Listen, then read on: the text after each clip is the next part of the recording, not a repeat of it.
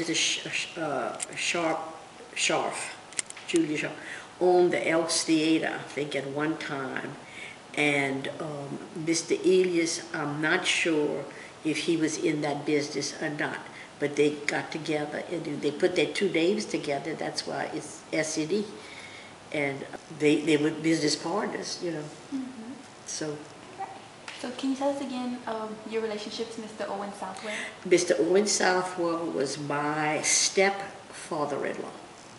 He married my mother-in-law, Yvonne Patu, in 1945.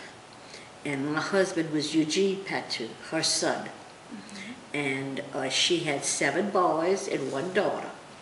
And Owen had been a bachelor up until then. And then he married, and they lived at 630 East Main Street. It was her home.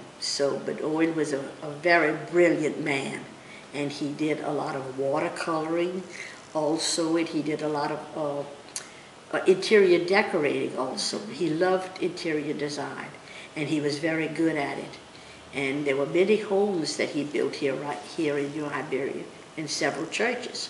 But Owen was a very intellectual man, and his family had been here for a long time. His grandfather,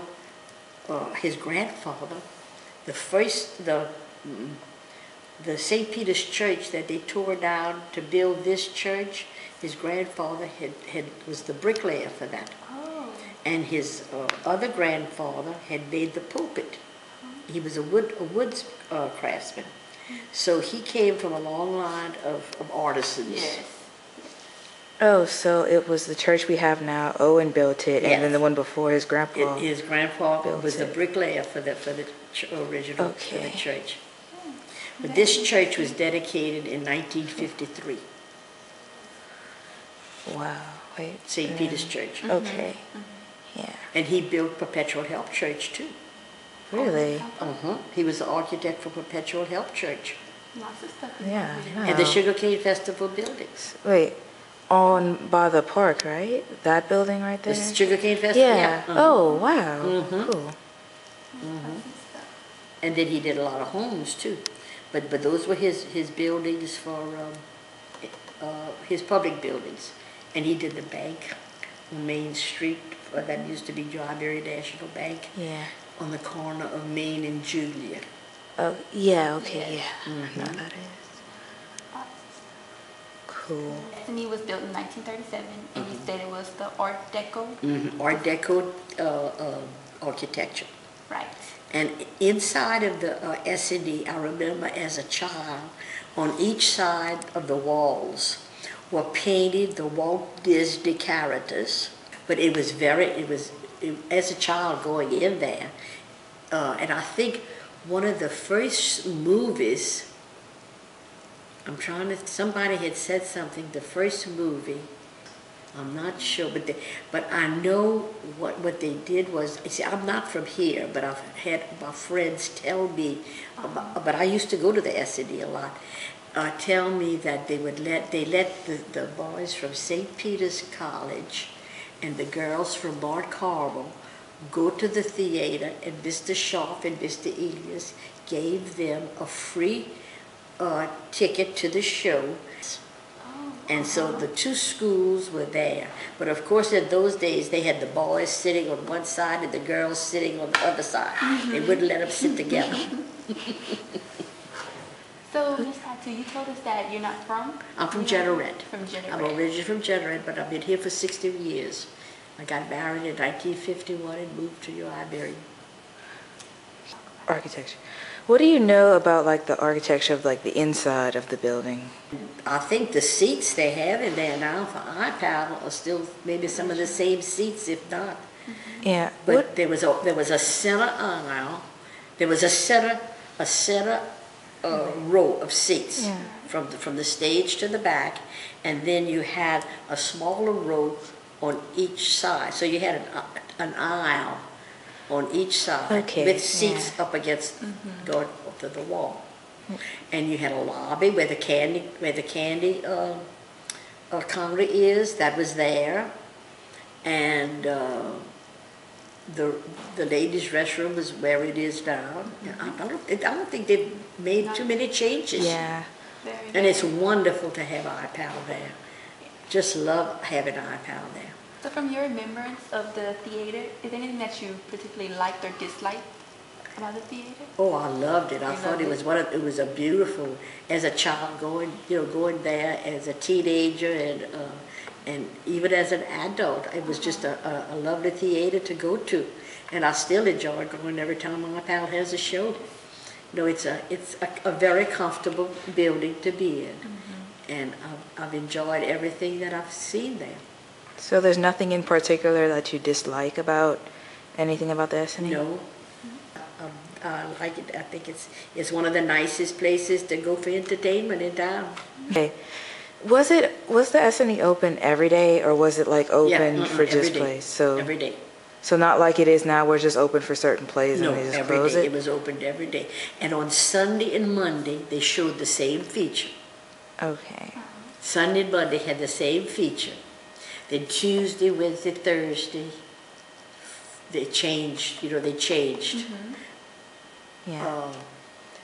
Then Saturday, they always had a cowboy show.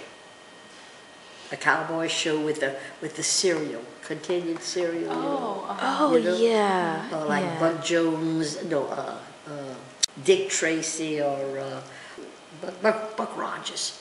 He was the Rocket Man. So, and they had, the Evangeline Theater was going on at the same time too. True. And Yeah. they had the cowboy shows on Saturday with the continued. So if a lot of people went to two shows, I mean, if you had a dime, but in those days dimes were hard to come by. I mean, we talking about in the Depression, and you had to work for that money. You had to do something to get that money to go to the show. Yeah. Or you could buy a bag of popcorn for a nickel. Can you imagine That'd be awesome. what it costs to go to the movie today? It's like $3 from them. Oh, I know. I know. It's like, I'm not made of money. I'm sorry. No, that's right. Exactly. Yes, but So, but that was the movie theaters was one of the few things that we had for entertainment. I mean, we found our own entertainment. We had house parties, or we would go skating, we would go bicycle riding. Nobody had a swimming pool. All the swimming was done in the city park. Oh, man. And then you walked wherever you wanted to go. Nobody had an automobile. Very few had.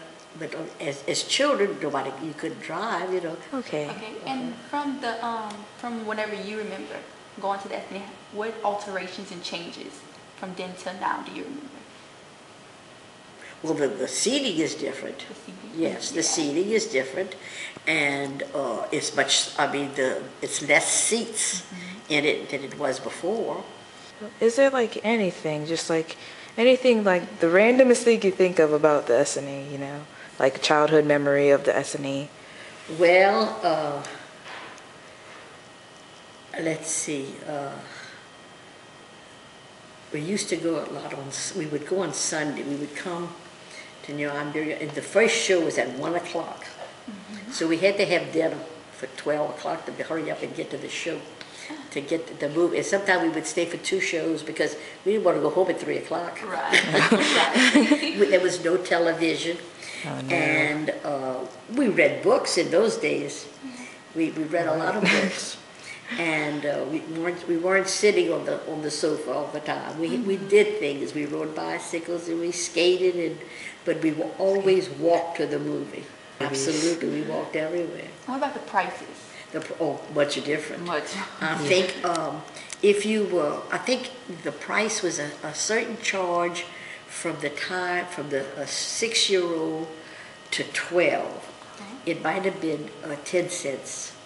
And then when you got to be 12, you had to pay 25 cents.